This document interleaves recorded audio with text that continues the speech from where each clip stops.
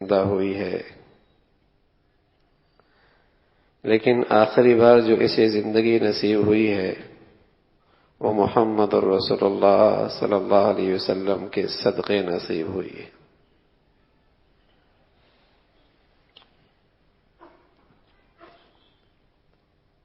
اس امت مسلمہ کے جو پہلا طبقہ تھا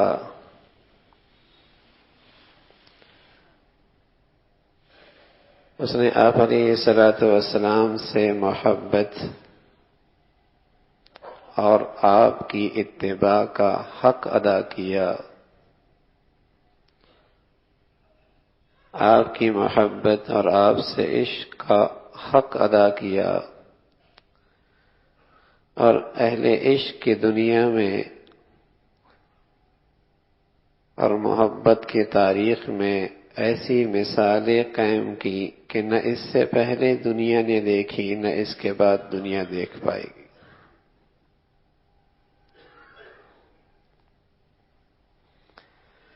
اس وقت کا وہ معاشرہ بکھرا ہوا معاشرہ تھا، ظلم و ستم کا ستائی ہوئی سوسائٹی تھی، کوئی کسی کا نہ تھا۔ اس عرب کے خطے پہ دنیا کی کوئی مہذب سلطنت حکومت کرنے کے لیے تیار نہیں تھی۔ جنگ و جدال ان کی فطرت میں داخل ہو چلی تھی۔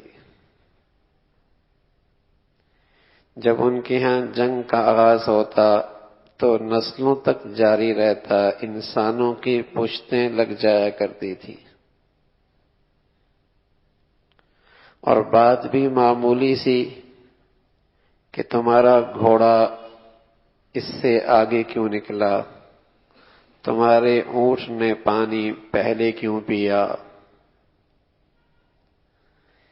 اس پر جنگ شروع ہوتی، انسانوں کے لاشوں کے پشتے لگ جایا کرتے تھے۔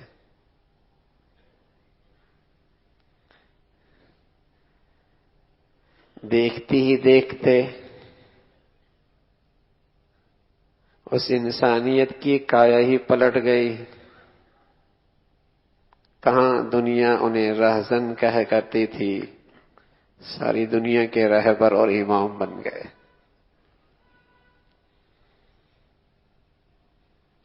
کہاں وہ پستیوں میں تھے، عزتوں اور بلندیوں کو انتہا کو پہنچ گئے۔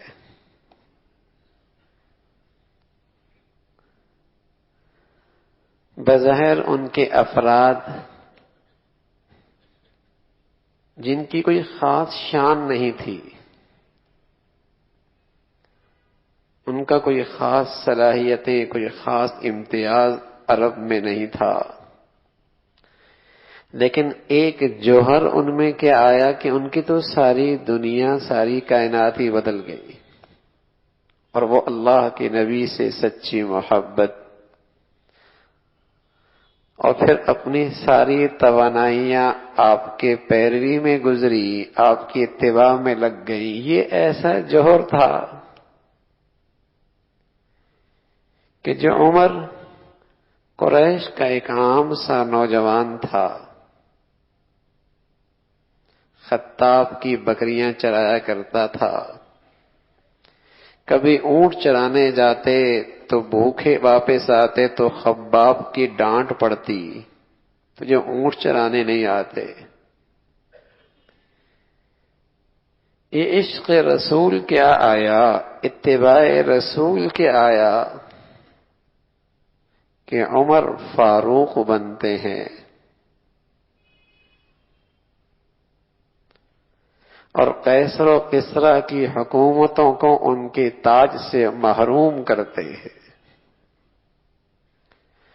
اور ایسی عظمت، ایسی صلاحیتیں نکھر کے آتی ہیں کہ دنیا حیران رہ جاتی ہے۔ ایسی اسلامی سلطنت بنتی ہے جو قیصر و کسریٰ ان دونوں بر اعظموں پر اسلام کا جھنڈا لہراتی ہے، جس کا سکہ دو بر اعظموں میں چلتا ہے، منظم بھی ایسی، انتظام بھی ایسا کہ کیسر و کسریٰ کی حکومتوں سے بھی آگے.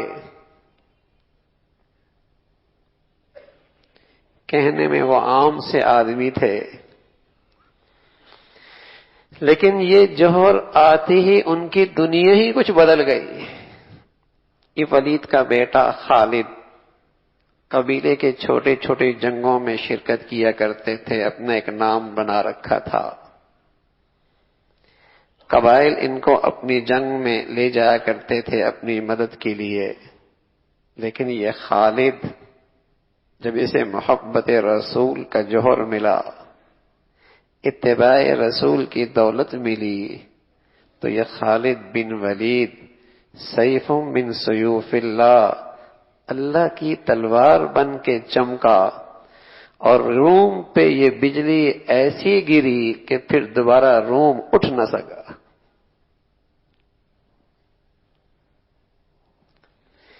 یہ عبیدہ ابن جراح سادہ طبیعت، نرم مزاج، لیکن اتباع رسول اور محبت رسول کا کیا جوہر آیا کہ سب سے بڑی اسلامی فوج کی قیادت حضرت عبیدہ ابن جراح کے پاس آتی ہے. یہ سلیمان فارسی، فارس کا ایک دیہات ان کا وطن ہے، اور غلامیت کے داغ لگے ہیں، بکتے بکاتے مدینہ پہنچتے ہیں، اور اللہ کے نبی کے ہاتھوں میں ہاتھ دیتے ہیں، اور پھر مدین میں جا کر پھر حاکم بنتے ہیں. کہاں غلامیت کے داغ اور کہاں آج مدین کے حاکم بن رہے. لیکن سبحان اللہ، سلیمان کے سادگی میں بھی فرق کوئی نہیں آیا، زہد میں بھی فرق کوئی نہیں آیا. وہی زندگی کا انداز جو پہلے تھا اب بھی تھا، لیکن اب اللہ نے اپنی ملک میں حاکم بنا کے بھیجا. یہ بلال ہیں، رنگ بھی اتنا صاف کوئی نہیں، خاندان کے لحاظ سے غلامیت کا داغ ہے. حضرت ابو بکر خرید کر آزاد کرتے ہیں، خرید کر آزاد کرتے ہیں. لیکن عمر فرماتے ہیں ابو بکر سیدنا وآتق سیدنا، ابو بکر بھی ہمارا سردار ہے اور اس نے ہمارے سردار کو آزاد کیا. بلال بھی ہمارا سردار ہے. یہ ابو حذیفہ ہیں، غلام تھے، آزاد ہوئے. عمر فرماتے ہیں یہ زندہ ہوتے تو میں ان کے خلافت ان کے سپرد کر دیتا.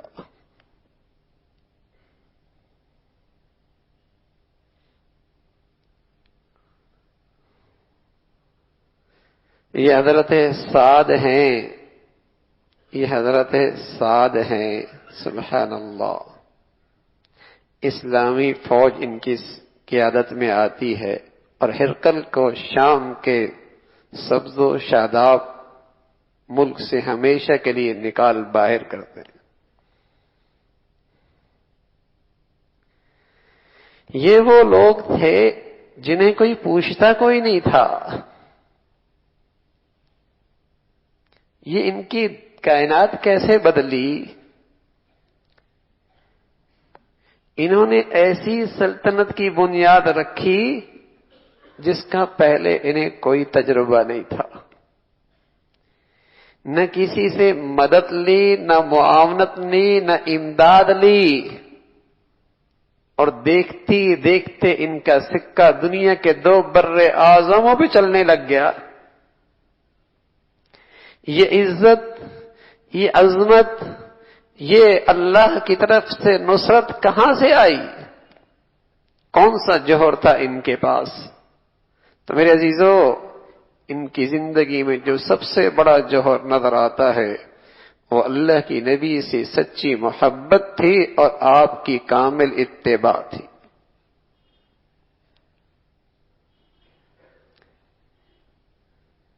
سچی محبت میں جھوٹے کوئی نہیں تھے اور اتباع میں پیچھے کوئی نہیں تھے۔ ایک صحابی گھر میں بیٹھے ہیں، دفعتاً خیال آتا ہے، پریشان ہو جاتے ہیں، دوڑتے ہوئے اللہ کے نبی صلی اللہ علیہ وسلم کی خدمت میں حاضر ہوتے ہیں۔ کہتے یا رسول اللہ، میں گھر میں بیٹھا تھا، مجھے خیال آیا کہ یہاں تو پریشان ہوتا ہوں، بے چین ہوتا ہوں، تو آپ کو دیکھ کر پرسکون ہو جاتا ہوں۔ لیکن جنت میں آپ اوپر ہوں گے، ہم نیچے ہوں گے، تو جنت میں مزہ کیا آئے گا آپ کے دیدار کے بغیر؟ مزہ کیا آئے گا؟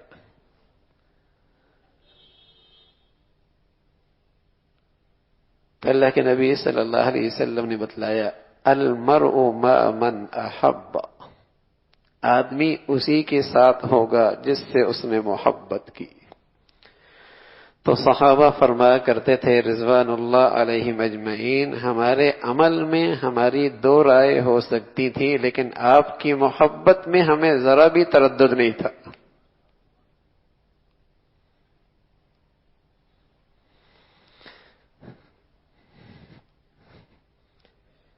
یہ سب سے بڑا جوہر تھا ان کی زندگی میں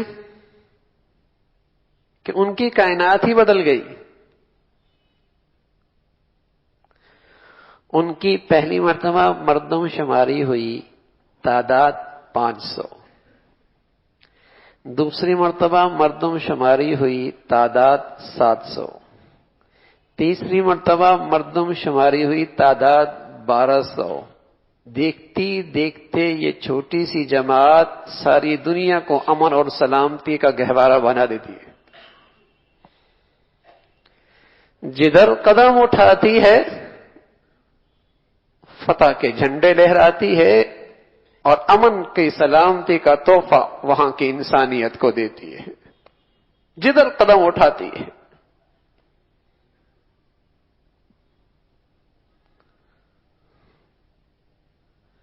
وہ عشق رسول میں، اللہ کے نبی کی محبت میں سچے اور اللہ کی نبی کی اتباع میں بہت آگے۔ محبت کا یہ عالم تھا۔ ایک انصاری خاتون، احد کے موقع پہ اس کا شوہر بھی شہید ہو گیا، بھائی بھی شہید ہو گیا، ابا بھی شہید ہو گیا۔ یہ باہر نکل کر پوچھ رہی ہے کہ محمد رسول اللہ کا کیا حال ہے؟ اسے خبر مل رہی ہے تیرا بھائی شہید ہو گیا، تیرا شوہر شہید ہو گیا، تیرا باپ شہید ہو گیا۔ یہ پوچھ رہی ہے اللہ کے نبی صلی اللہ علیہ وسلم کا کیا حال ہے؟ آنے والے نے بتایا وہ ٹھیک ہے۔ کہا نہیں، دیکھنا چاہتی ہوں۔ دیکھ کر اطمینان ہوا تو فرمانے لگے آپ سلامت ہیں تو ہر مصیبت ہیج ہے۔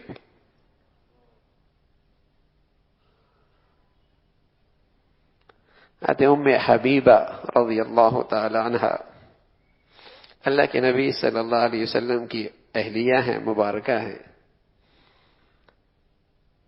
ابا اب تک ان کے مسلمان نہیں ہوئے۔ ابو سفیان مدینہ میں آئے، بیٹی کے گھر ملنے آئے، بسترا بچھا ہوا تھا، بیٹی نے اسے لپیٹ دیا۔ ابو سفیان کہنے لگا کہ یہ بسترا میرے لائق نہیں ہے یا میں اس بسترے کے لائق نہیں ہوں۔ تو بیٹی کہنے لگی ابا آپ ابا ضرور ہیں لیکن یہ اللہ کے نبی کا بسترا ہے، شرک کی نجاست ابھی آپ کے اندر ہے، آپ اس بسترے کے لائق نہیں ہیں۔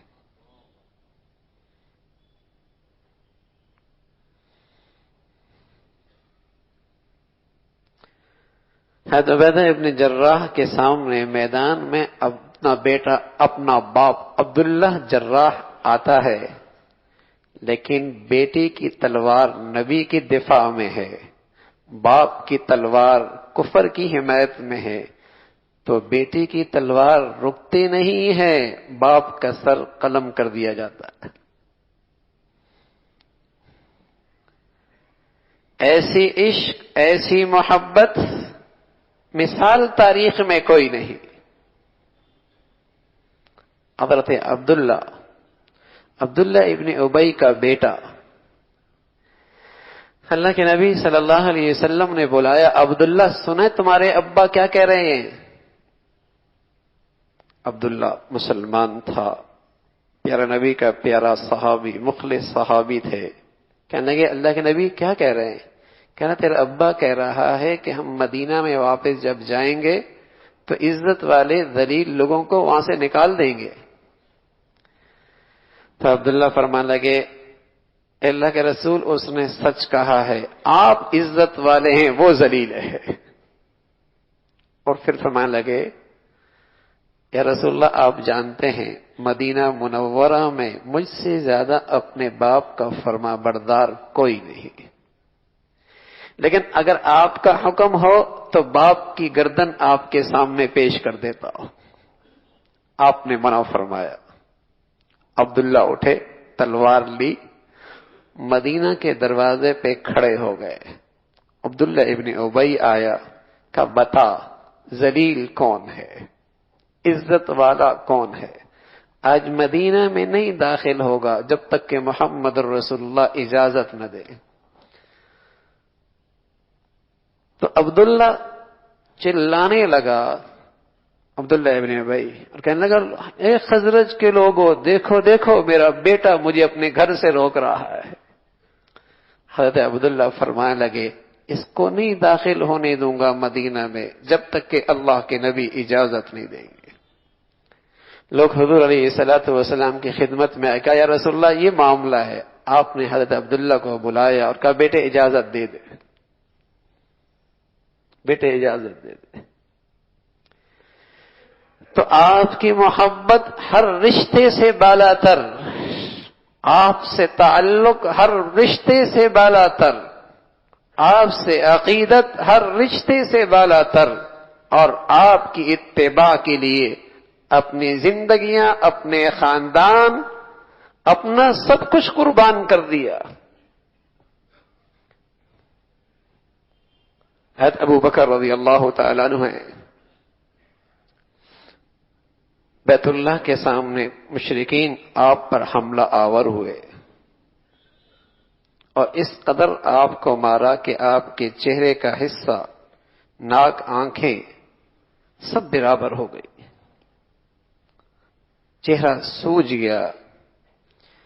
آپ کو اپنے قبیلے والے بنو تمیم والے اٹھا کے لائے۔ سارا دن اس کشمکش میں گزرتا ہے کہ ابھی سانس نکلتی ہے، ابھی سانس نکلتی ہے۔ دن ڈھلنے کو آیا، شام شروع ہونے لگی، آپ کو ہوش آ گیا، اور جیسی ہوش آیا تو آپ کی زبان پر سب سے پہلے جو بول تھے کہ اللہ کے نبی صلی اللہ علیہ وسلم کس حالت میں ہے۔ بنو تمیم والے غصے میں چھوڑ کر چلے گئے کہ جس کا یہ نام لے رہا ہے اسی وجہ سے یہ حال ہوا ہے، پھر بھی اسی کا نام لے رہا ہے۔ ماں سے کہا کچھ کھلا دینا اسے۔ ام خیر قریب آئی، کچھ لے کے آئی اپنے بیٹے کے لیے۔ کہا نہیں پی سکتا، نہیں چکھ سکتا جب تک کہ اپنے نبی کو دیکھ نہ لوں۔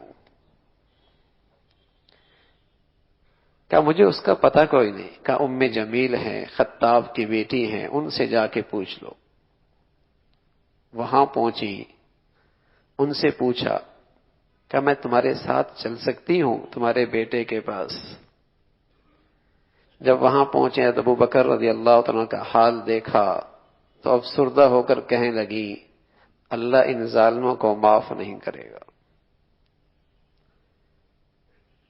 حضرت ابو بکر رضی اللہ تعالیٰ فرمانے لگے اللہ کے نبی صلی اللہ علیہ وسلم کہاں ہیں؟ فرمایا تمہاری اماں موجود ہیں، انہیں پتہ چل جائے گا۔ فرمایا اس کی فکر نہ کریں، آپ بتائیں۔ انہوں نے بتایا دار ابن ارقم میں ہے۔ وہاں جب اندھیرا ہوا تو ساتھ لے کے چلے، اور جیسے حضور علیہ الصلوۃ والسلام کو دیکھا تو یوں محسوس ہوا جیسے جان میں جان آ گئی، زندگی آ گئی، ایسی محبت تھی۔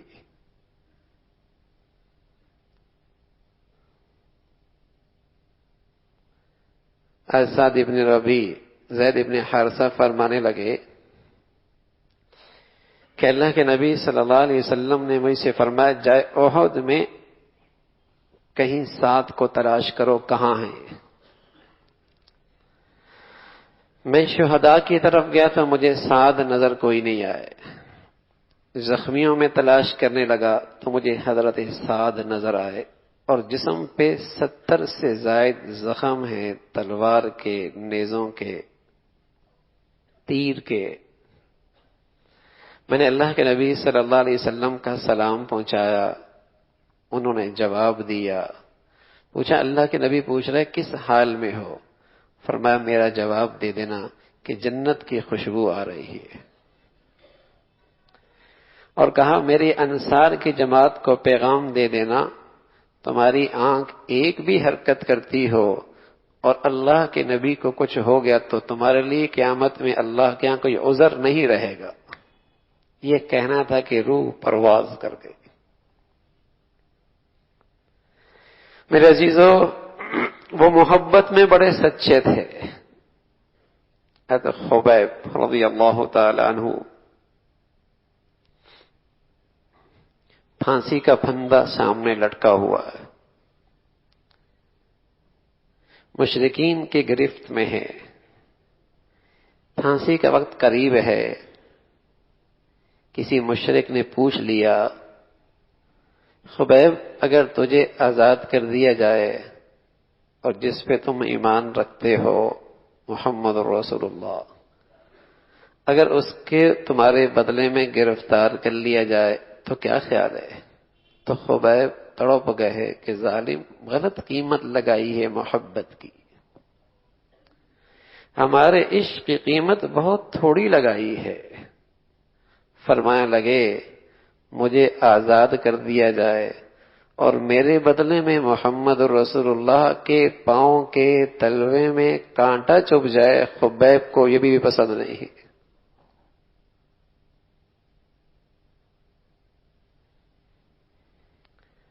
میدان ہے، حضرت طلحہ کے ہاتھ سے ڈھال گر گئی، نیچے نہیں جھکتے، ڈھال اٹھائیں تو کوئی خطرہ ہے کوئی تیر اللہ کے نبی کے چہرے کی طرف، جسم کی طرف نہ آ جائے۔ ہاتھ سے تیر روکنے لگے، پورا ہاتھ شل ہو گیا، لیکن نیچے جھکنا بھی برداشت نہیں کیا۔ ابو دجانہ ہے، میدان میں ہے، ادب اور احترام کا لحاظ وہاں میدان جنگ کے اندر بھی ہے، اللہ کے نبی کے لیے کھڑے ہیں دفاع کے لیے، سامنے دشمن کو جواب دیتے ہیں تو پشت ہوتی ہے حبیب کو، تو چہرہ اللہ کے نبی کی طرف کر دیا، پشت دشمن کے سامنے کر دی اور اپنے پشت کو ڈھال بنا دیا، تیر پہ تیر کھاتے رہے اور سکون سے کھڑے رہے۔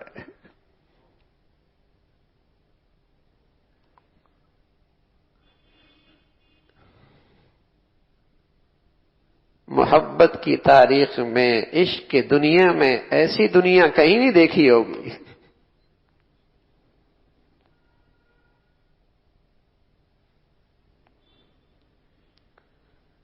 ایسی محبت، ایسا تعلق، ایسے عشق میں سچے۔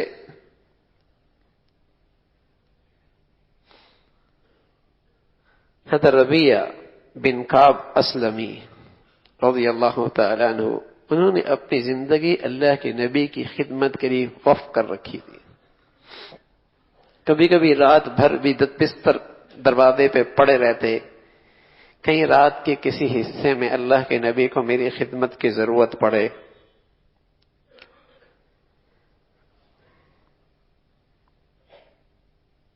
ایک دن خدمت کے بعد اللہ کے نبی صلی اللہ علیہ وسلم نے فرمایا، ربیہ کچھ کہو تمہارے لیے دعا کر دوں، کچھ کہو تمہارے لیے دعا کر دوں۔ کیا موقع تھا،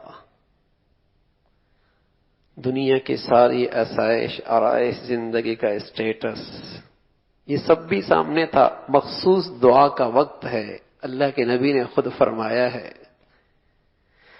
لیکن ربیہ دیکھ رہے تھے کہ اللہ کے نبی دنیا سے زیادہ آخرت کو ترجیح دیا کرتے ہیں، اپنے لیے ہمیشہ فقر مانگا کرتے ہیں۔ اللہ کے نبی صلی اللہ علیہ وسلم اپنے لیے مسکینی مانگتے ہیں، اپنے لیے دنیا میں قناعت اور سادہ زندگی اختیار کرتے ہیں۔ یہ ساری زندگی اللہ کے نبی کے وہ دیکھ رہے تھے، تو دنیا کے عارضی فائدے کے لیے اپنا یہ قیمتی دعا ضائع کرنے کے لیے تیار نہیں تھے، اسے کم قیمت بنانے کے لیے تیار نہیں تھے۔ تو فرمانے لگے، یا رسول اللہ میرے لیے دعا کریں کہ جیسے یہاں آپ کی رفاقت نصیب ہے، جنت میں بھی آپ کی رفاقت نصیب ہو۔ یہ محبت، کچھ نہیں چاہیے، کچھ نہیں چاہیے، بس یہ چاہیے کہ آپ کی رفاقت وہاں بھی مل جائے۔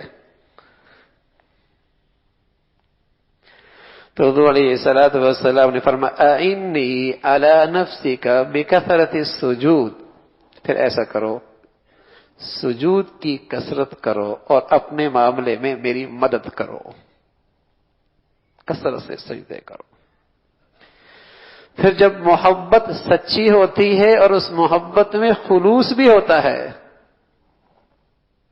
جب محبت سچی ہوتی ہے اور اس محبت میں خلوص بھی ہوتا ہے، تو محبوب کے چاہنے والوں کی بھی بڑی قدر ہو جاتی ہے، محبوب کے چاہنے والوں کی بھی بڑی قدر ہوتی ہے۔ ایک دن ربیہ کی حضرت ابو بکر رضی اللہ تعالیٰ عنہ سے کچھ بات بڑھ گئی، حضرت ابو بکر نے کچھ کہہ دیا رضی اللہ تعالیٰ عنہ، لیکن فوراً احساس ہوا غلط کہا۔ ربیہ سے کہنے لگے، ربیہ مجھے بھی تم کہہ لو، بدلہ یہی ہو جائے۔ حضرت ربیہ نے فرمایا، میں تو نہیں کہوں گا۔ حضرت ابو بکر فرمانے لگے، جانتے ہو بھائی کہہ دو، اگر نہیں کہو گے تو اللہ کے نبی سے جا کے کہوں گا۔ آپ نے پھر بھی جواب میں نہیں کہا، تو بنو اسلم کے لوگ، ربیہ کے خاندان قبیلے کے لوگ آئے، کہنے لگے یہ بھی عجیب آدمی ہے، برا بھلا بھی کہہ رہا ہے اور پھر شکایت لگانے بھی جا رہے۔ تو حضرت ربیہ فرمانے لگے، جانتے ہو ابو بکر کون ہے؟ یہ اللہ کے رسول کا لاڈلا ہے، یہ اللہ کے رسول کا لاڈلا ہے، یہ ناراض ہو گیا تو اللہ کا رسول ناراض ہو جائے گا، اللہ کا رسول ناراض ہوا تو اللہ ناراض ہو جائے گا۔ حضرت ابوبکر تشریف لے گئے تو حضور علیہ الصلوۃ والسلام نے ربیہ کو بلایا رضی اللہ تعالیٰ عنہ، فرمایا، ربیہ یا رسول اللہ میں نے یوں نہیں کہہ سکتا۔ فرمایا، اچھا کیا تم نے نہیں کہا، بس یوں کہہ دو، ابو بکر اللہ تجھے معاف کر دے۔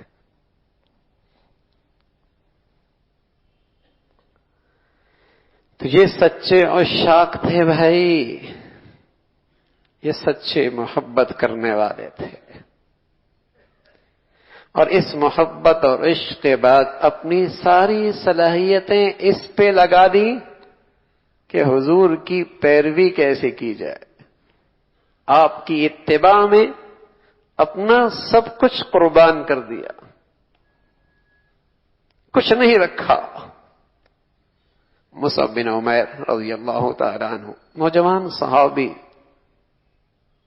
خوبصورت زندگی گزارنے والے، ماں کے مالدار دولت ماں تھی، دولت مند ماں تھی، ناز و نعمت کی زندگی گزار رہے تھے، لیکن اللہ کے نبی صلی اللہ علیہ وسلم کی خدمت میں حاضر ہو گئے۔ اللہ اکبر، پھر اللہ کے نبی کے ہو کے ہی رہ گئے، کہاں وہ ناز و نعمت کی زندگی، سب دھری کی دھری رہ گئی۔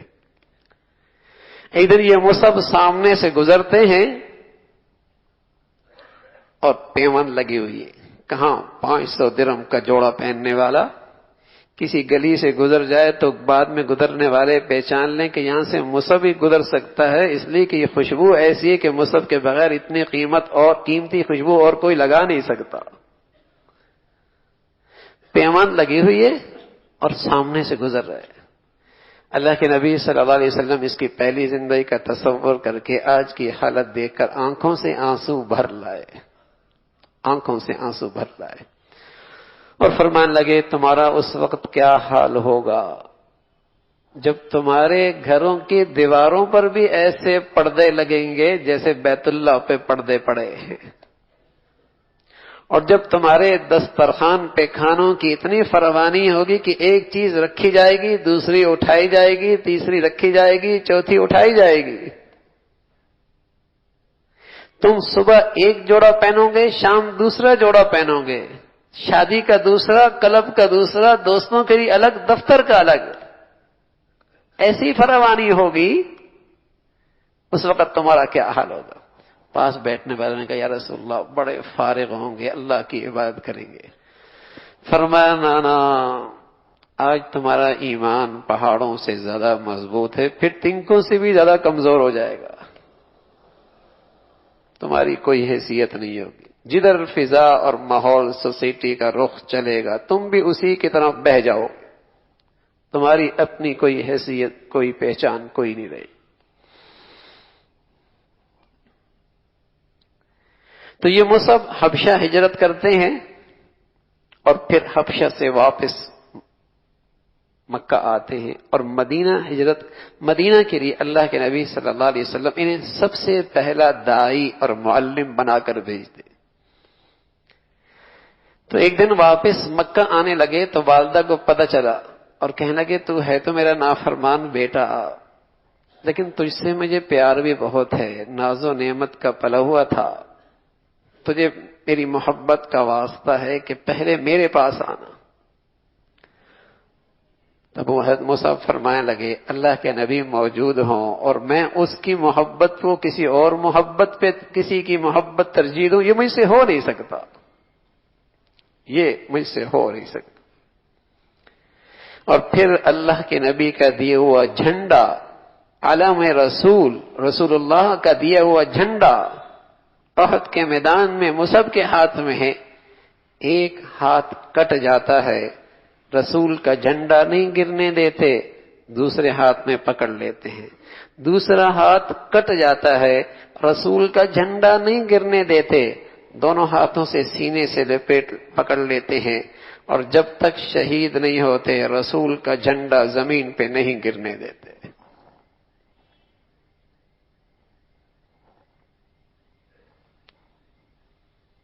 زندگی تو دے دی، قربان تو ہو گئے، لیکن جیتے جی اپنے نبی کی اتباع اور اپنے نبی کی حق ادا کرنے میں کوتاہی نہیں ہونے دی۔ ایسی اتباع، ایسی پیروی ہے، حضرات سارے انصار کی طرف سے سفیر بن کے آپ کی خدمت میں حاضر ہوتے ہیں اور کہتے ہیں اللہ کے رسول ہمارا سارا مال آپ کا مال ہے، جتنا چاہیں آپ لے لیں، جو آپ لیں گے، جو چھوڑ دیں گے، آپ کا لیے ہوا ہمیں زیادہ پسند ہوگا اس چھوڑے ہوئے مال سے۔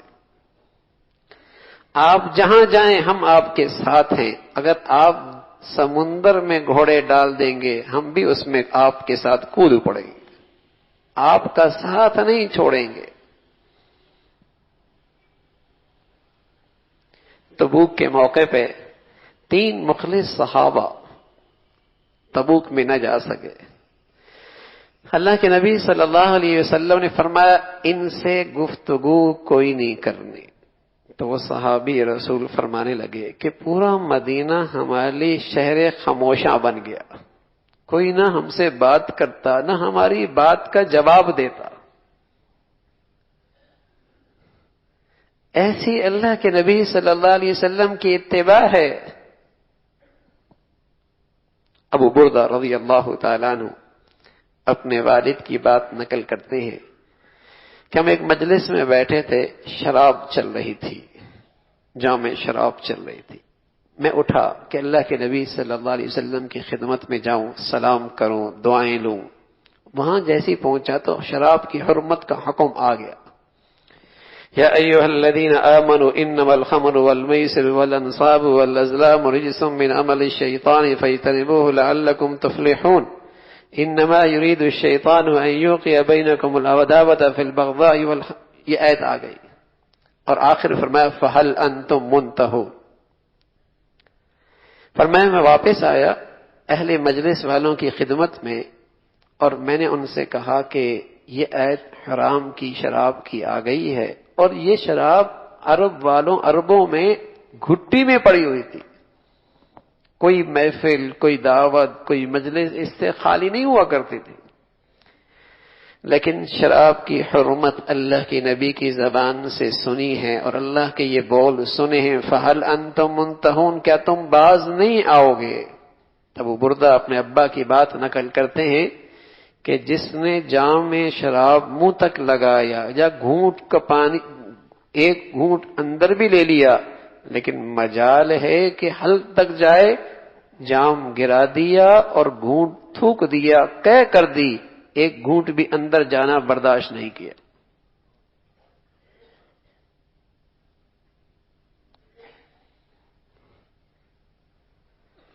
ایسی اتباع ہے میرے عزیزو،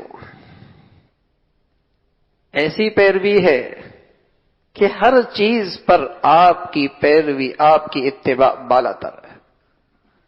بڑا سا بڑا مفاد، بڑا سا بڑی قربانی، بڑی سے بڑی چیز آپ کے حکم کے سامنے سب قربان، سب ہیچ ہے. حضرت عثمان رضی اللہ تعالیٰ عنہ جب اللہ کے نبی صلی اللہ علیہ وسلم نے انہیں سفارت کی ذمہ داری دے کر مکہ والوں کے پاس بھیجا حدیبیہ کے موقع پہ کہ جاؤ انہیں یہ بتا دو کہ ہم صرف عمرہ کرنے آئے ہیں، ہم نے جنگ کوئی نہیں کرنی، آپ جب گئے تو اپنے بھتیجے کے ہاں رات ٹھہرے، وہ ابھی تک مسلمان نہیں ہوا تھا. صبح ہوئی، آپ مذاکرات کے میز پہ جانے کے لیے گھر سے نکلے تو آپ کی سلوار جو اللہ کے نبی کا حکم ہے ٹخنوں سے اوپر تھی. تو بتیجے نے جب چچا کی یہ حالت دیکھی تو کہنے لگے چچا آپ مکہ کے سرداروں سے مذاکرات کرنے جا رہے ہیں اور سرداری کی شان یہ ہوتی ہے کہ ان کی سلواریں زمین سے مٹی سے ٹکرا رہی ہوتی، ایسی بڑی بڑی ٹخنوں سے نیچے ہوتی. آپ اس انداز سے جائیں گے تو آپ کی کوئی حیثیت نہیں رہے گی، تو مذاکرات میں جان نہیں پڑیں گے.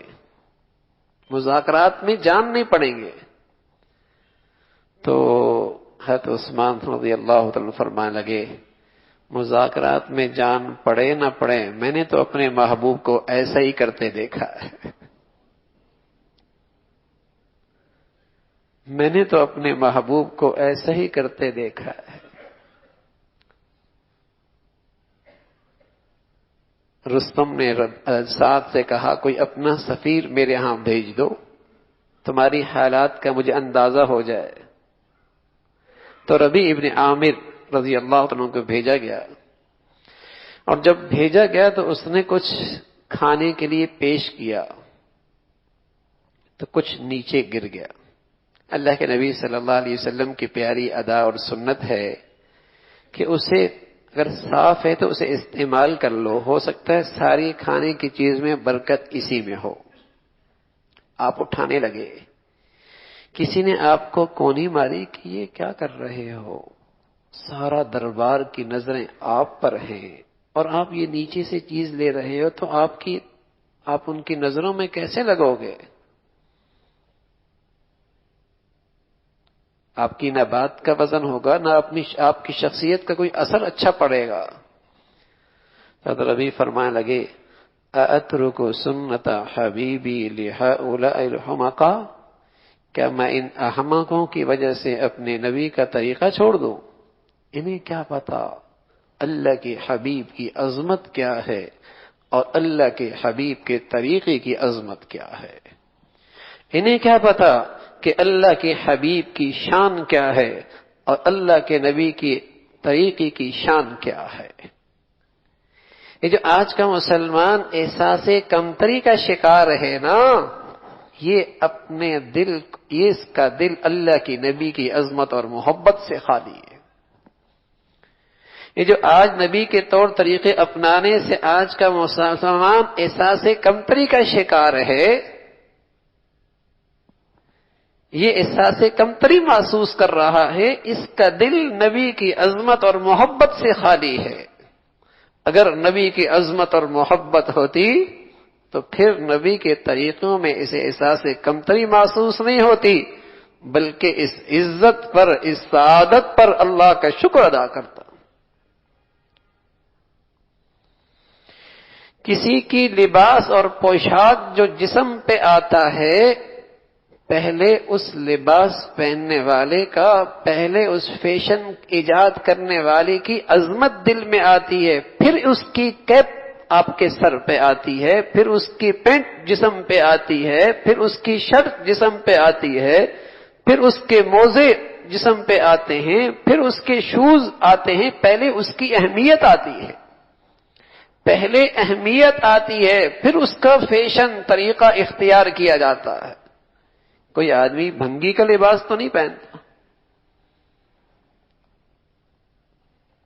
اسی کا پہنتا ہے جسے یہ دیکھتا ہے، جسے یہ اپنا دل میں آئیڈیل سمجھتا ہے، اپنے لیے نمونہ سمجھتا ہے، اور اس کی عظمت اس کے دل میں ہوتی ہے کہ اس کی نقل سے میں بھی معزز لگوں گا، میں بھی ترقی یافتہ لگوں گا، میں بھی روشن خیال لگوں گا۔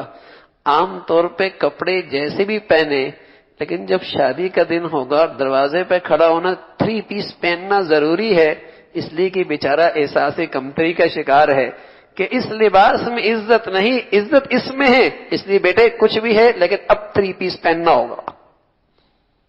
یہ احساس کمتری کی مصیبت کیوں آئی ہے؟ بدقسمتی سے آج مسلمان کا دل نبی کی عظمت اور محبت سے خالی ہو گیا، نبی کی عظمت اور محبت سے خالی ہو گیا۔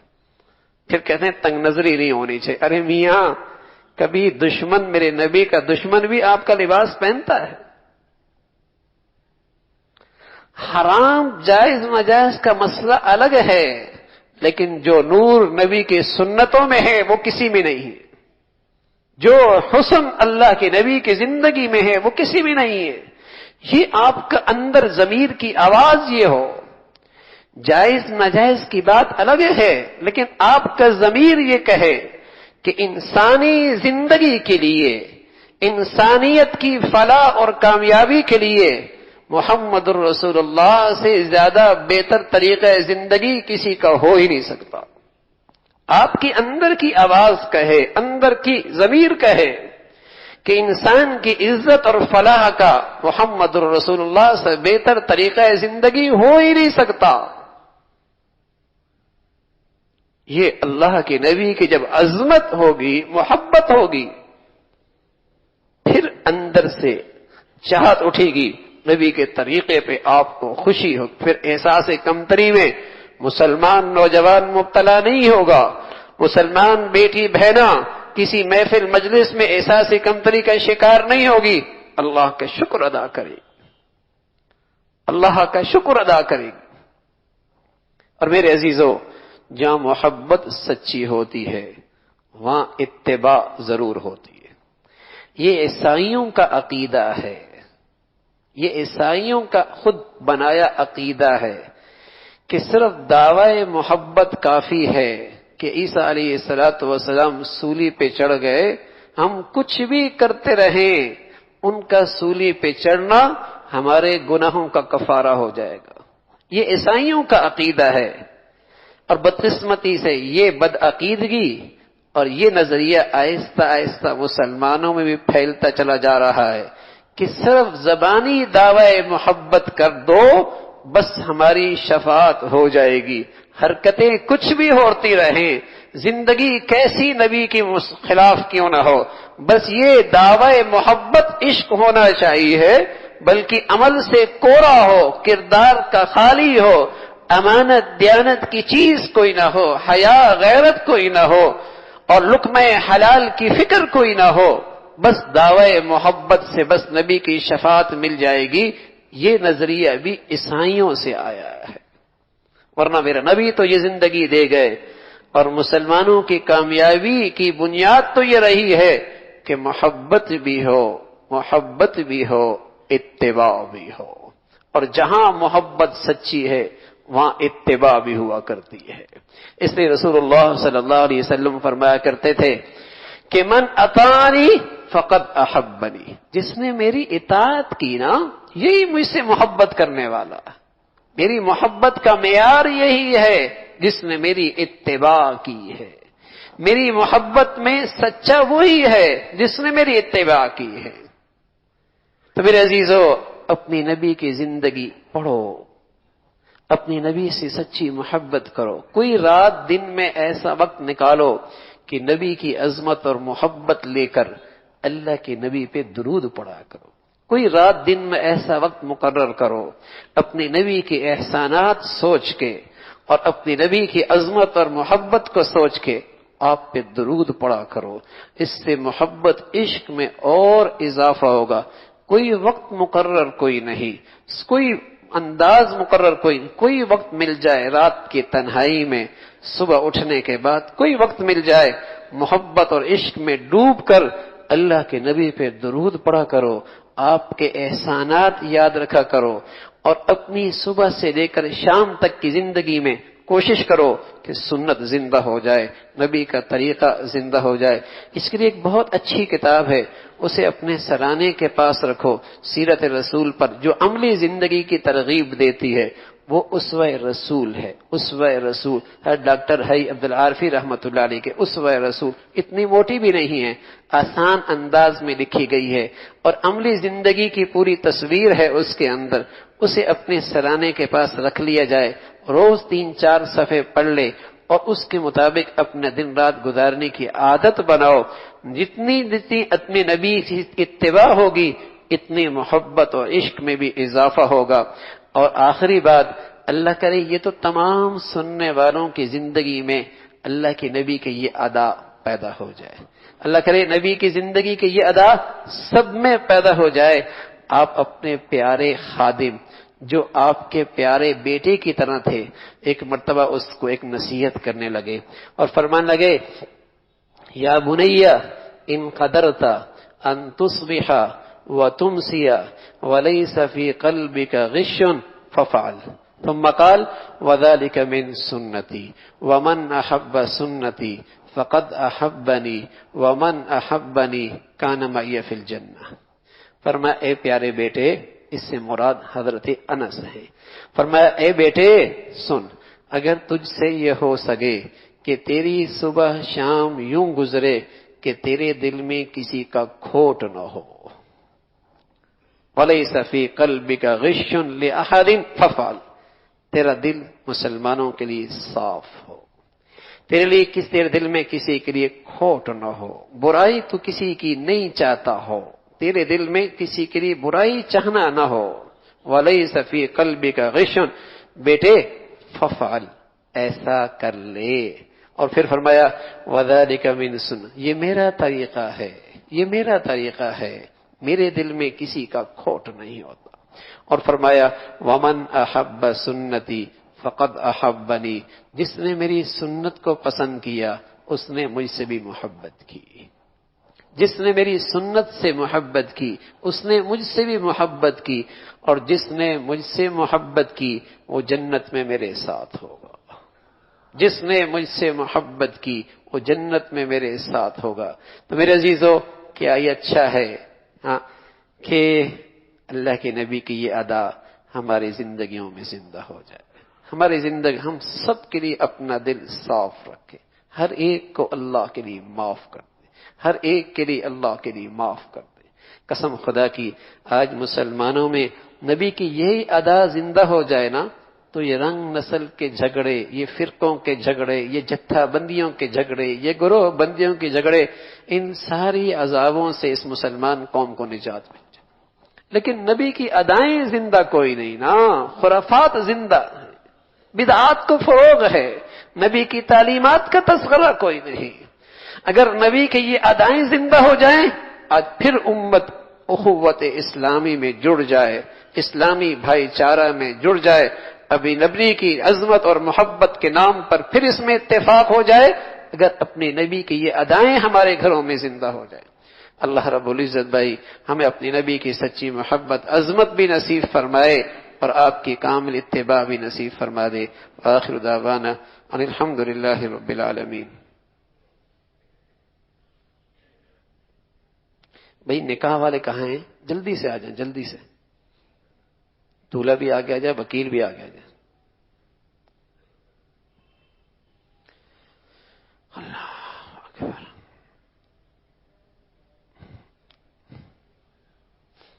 فارم مجھے دے دیں،